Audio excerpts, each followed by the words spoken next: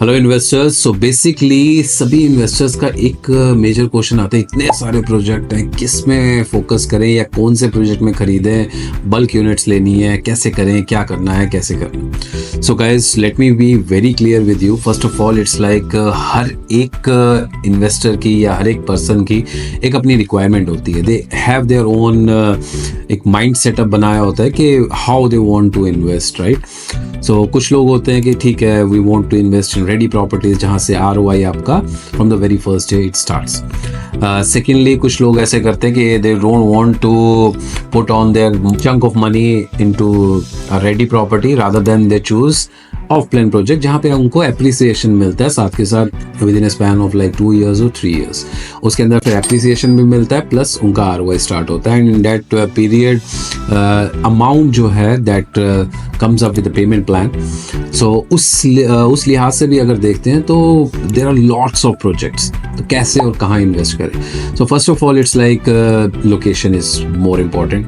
Secondly, your area, how it's growing, upcoming area है या developed area है या developing area है, so it totally depends upon like area to area. Secondly, developer, and thirdly, what exactly the unique concept the developer has come up with.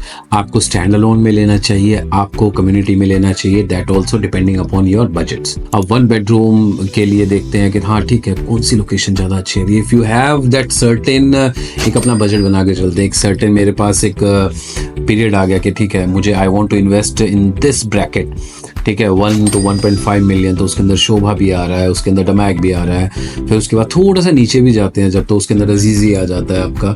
So it totally depends, अलग अलग projects, अलग अलग locations and अलग अलग criterias.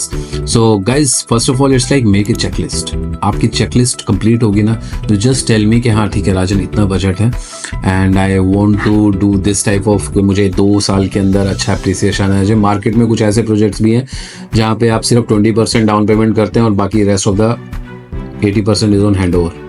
आप वहाँ से उसको टेकअप ले सकते हैं कि हाँ ठीक है, your instalments will be covered from the rentals.